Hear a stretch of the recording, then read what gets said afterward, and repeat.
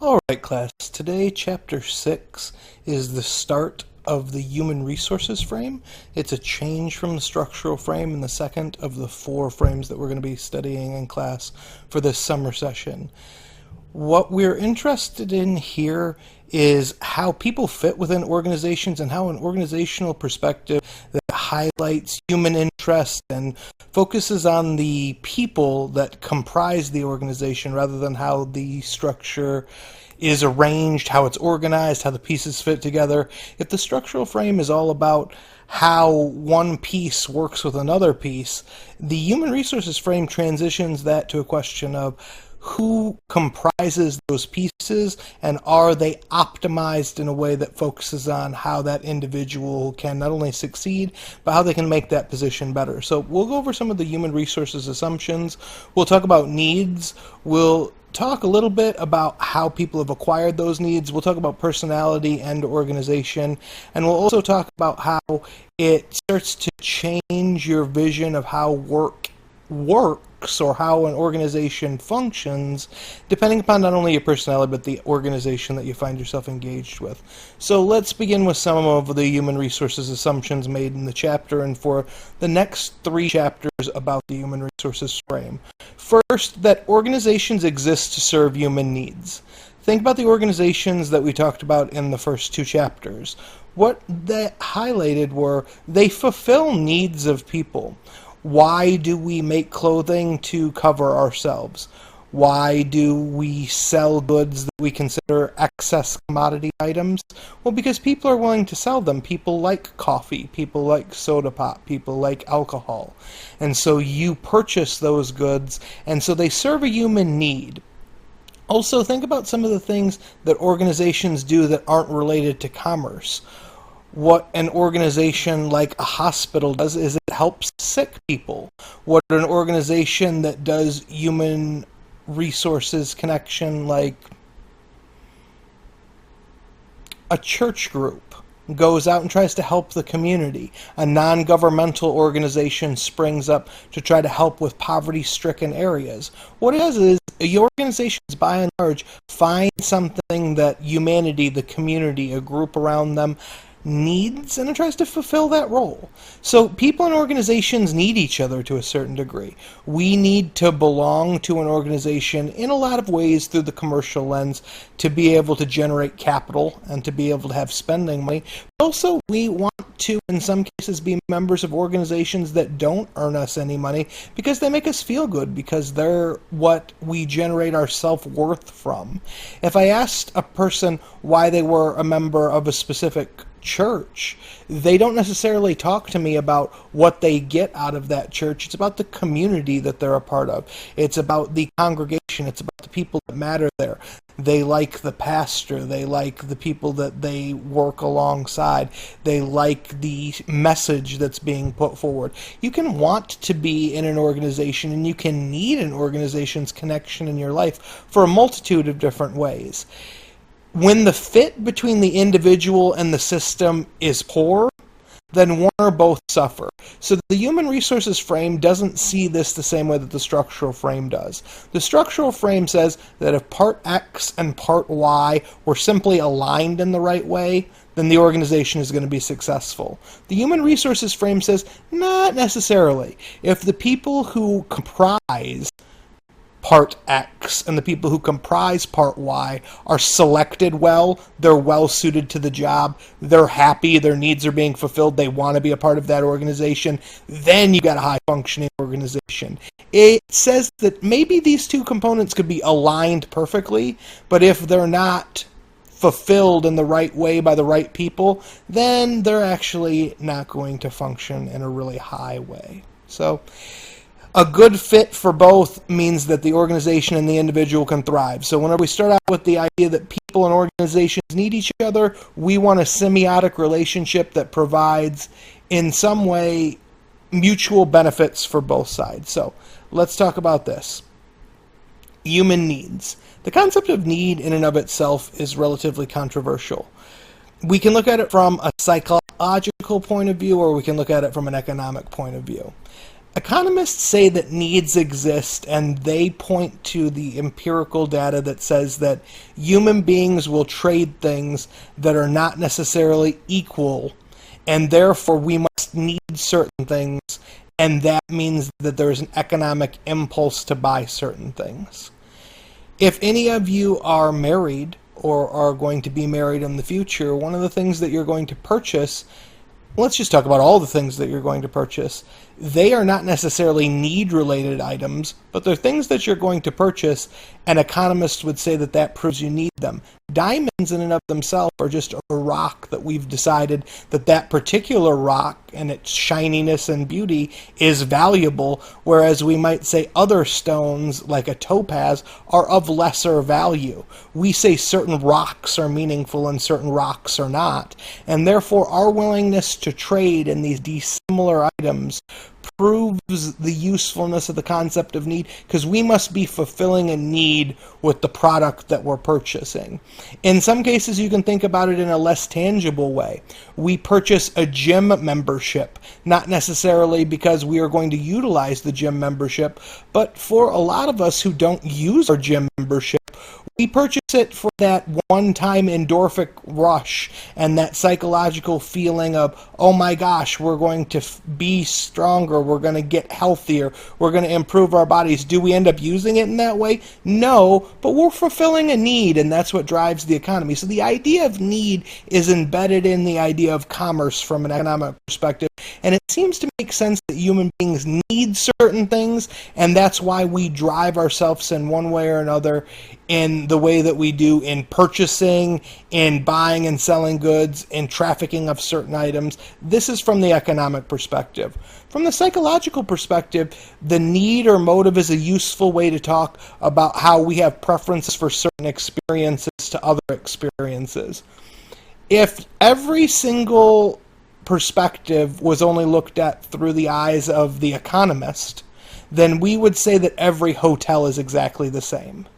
You can get bed, sheets, 4 walls, locked door, and a checkout time that's relatively the same. However, you choose your hotel on the basis of how much money you have to spend, the occasion in which you're going, the budget that you've allocated for this particular night of your vacation, say perhaps, or you do it on the basis of there are certain classes of hotels that you like to stay at and certain classes of hotels that you like to avoid. You put a motive to the thing that you need in a way that says that your preference is worth something to you. Also, psychologists like to talk about this in terms of human connection, because think about people who do jobs where they are obviously capable of earning more, but they get a psychological benefit out of it. I think the most easy to wrap your head around example is a lot of elementary school teachers, K through 12 teachers in general, but particularly elementary school teachers, are underpaid for the job they do. They work really hard. They have an important, I don't want to keep repeating myself to say the word job, but they have an important role in young people's lives. They help young people develop. They're a really huge part of our general culture, and they develop community, and they give kids a chance to succeed, but they're not paid very well. So you're getting a psychological need fulfilled. Maybe it's a need for being needed. Maybe it's a need for wanting to take part in the shaping of a young person's life, similar to that of which to what you have.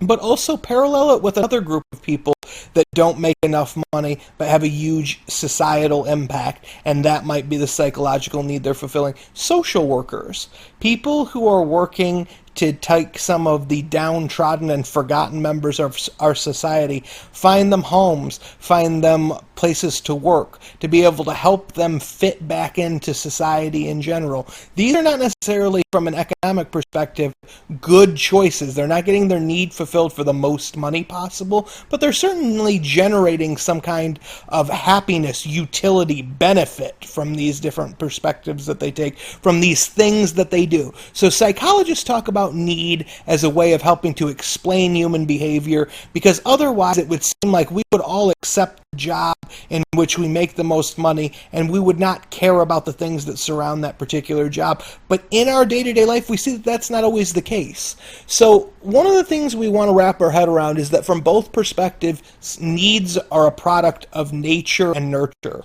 What the chapter does is it has a really good riff when it starts to talk about the idea that some people are born with certain impulses, and those impulses lead them to pro-social or antisocial behaviors.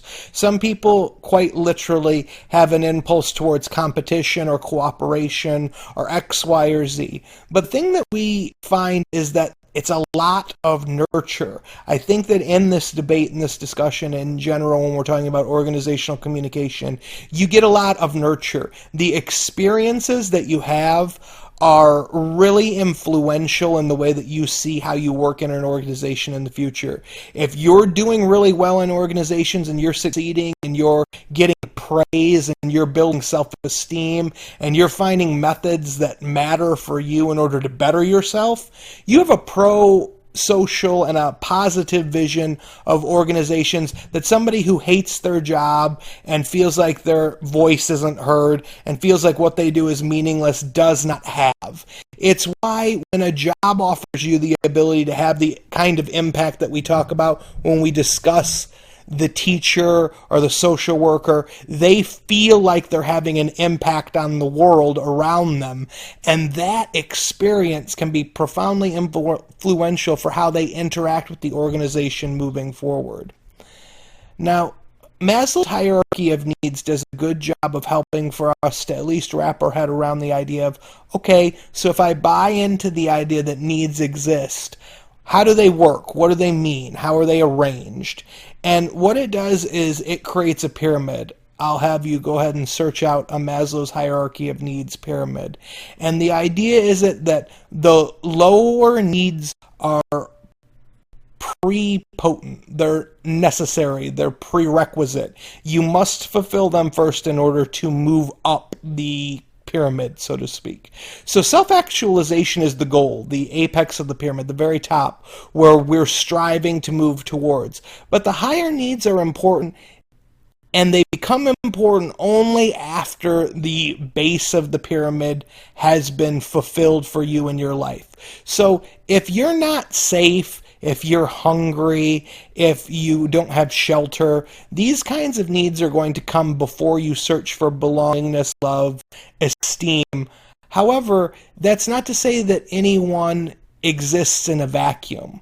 You move up these things. Once you're not food insecure, once you know that you're safe from potential usurpers, harmers, people who are looking to potentially not only hurt you but hurt your interests, once you feel safe, you look for connections with people, that kind of camaraderie that I talked about in congregation, in grouping, in gathering.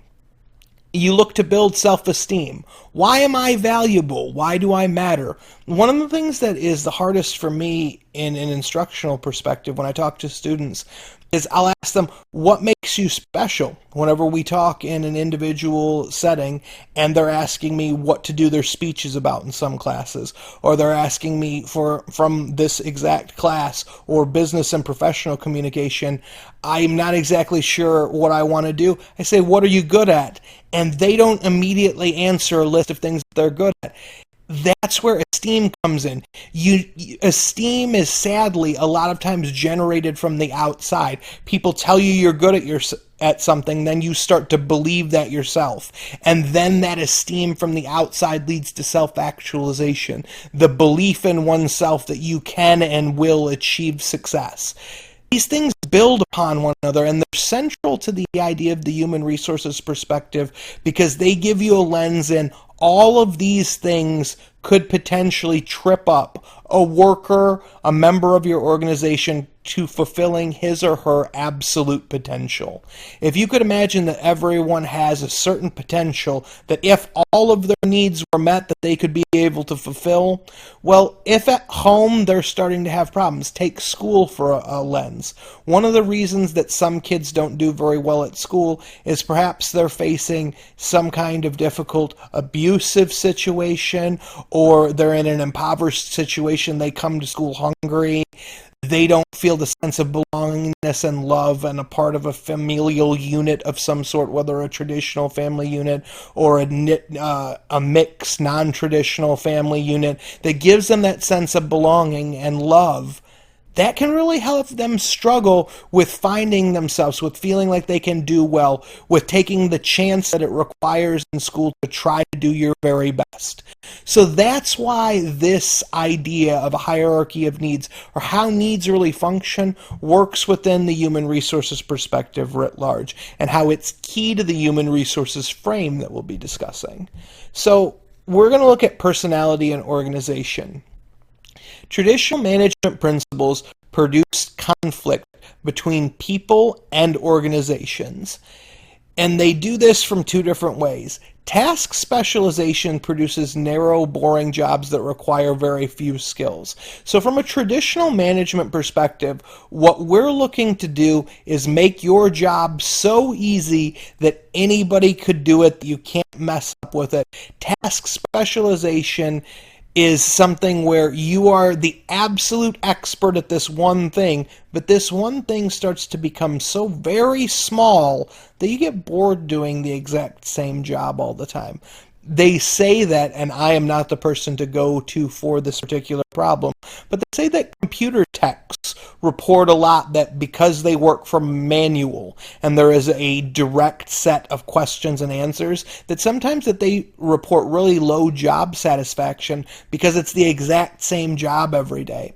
Also, if you want to think about just something that's an alternative perspective, somebody who works at a call center, whenever you call with a problem that says, I can't fix my printer, it won't seem to print for me, I can't get my Wi-Fi hooked up, they go through a series of questions and answers that produces the solution and hopefully walks you to the option that you need, sometimes successfully and sometimes not.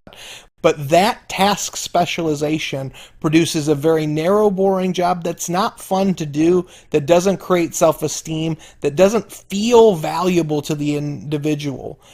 Directive-based leadership makes workers dependent on the leader who's giving them that direction, and it treats them more and more like children.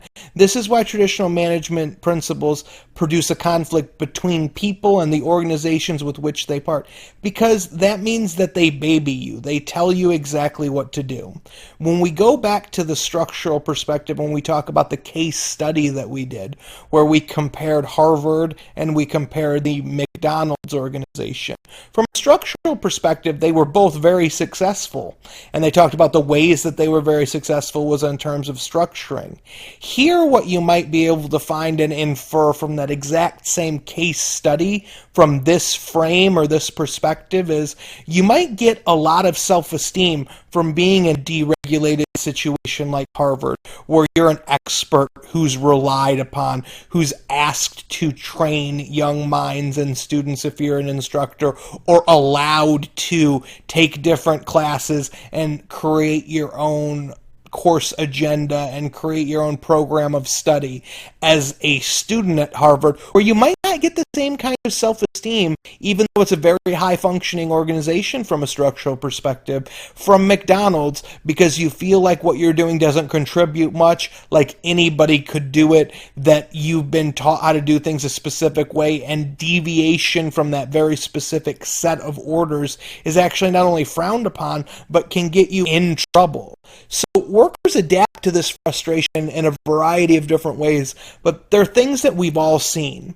It's easy to withdraw, to decide that to hell with this. I'm tired of this organization. I don't like the way that I'm treated.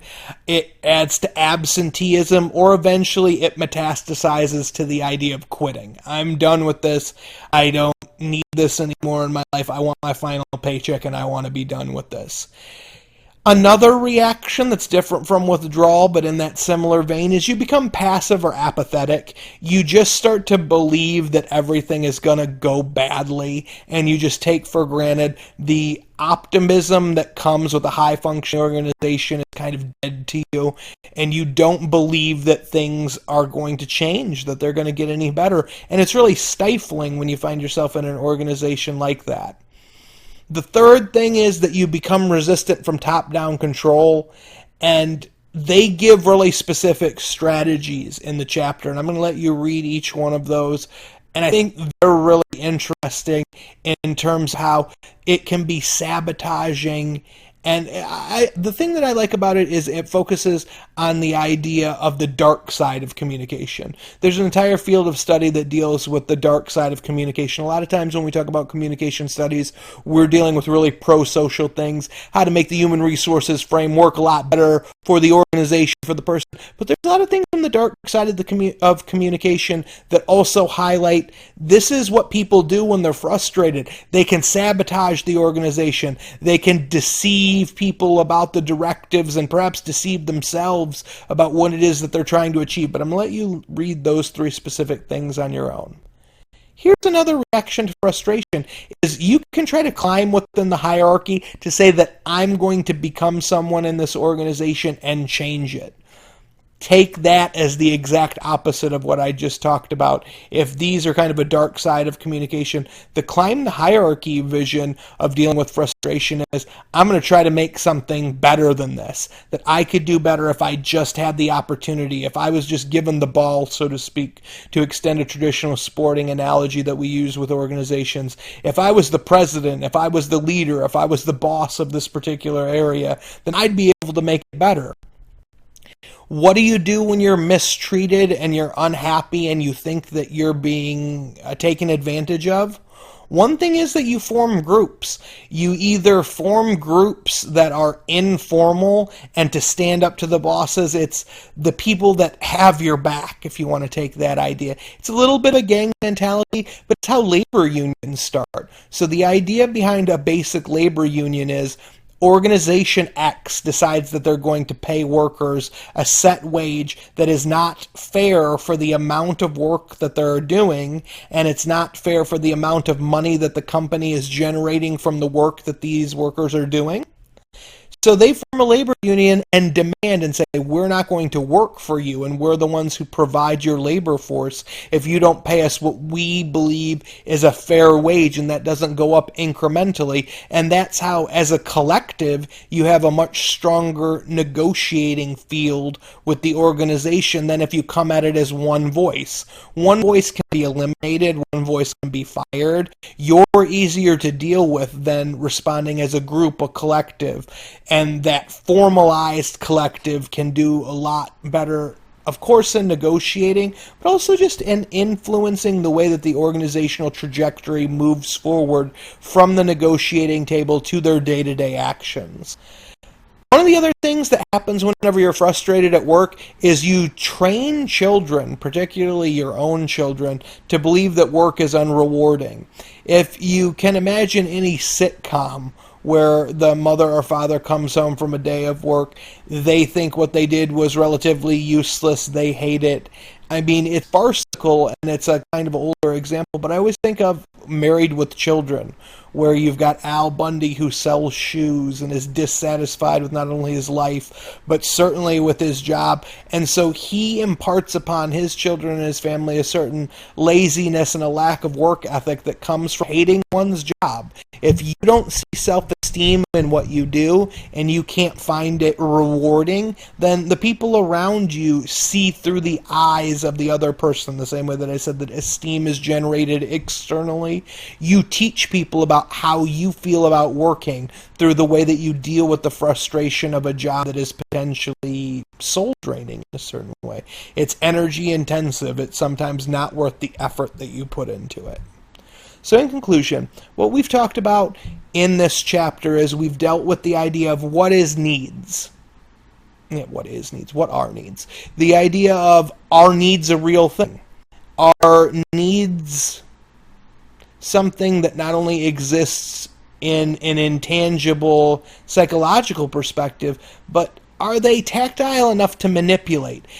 The human resources frame says yes, and they say that these needs are valuable enough to impart upon people the desire to be a part of an organization, to function well within an organization. They say that certain organizations, and we're going to get into this in Chapter 7 and Chapter 8, whenever we talk about what are high-functioning organizations? What do they look like? How do they use human resources differently? How do they treat workers in order to get the maximum potential out of these workers? So I want you to think about how this tricky situation where we try to align people's needs with the way that the organization treats you as a way of concluding this chapter. If I were doing a response paper on this chapter, things that I might talk about are the potential for needs from a different perspective. You can either expand on the economic or psychological perspective, or what's another perspective that requires human beings to have needs in order to describe itself. A second response paper that I might look into is talk about exactly what I've put here. They propose the dilemma of the lean and mean organization versus investment in people.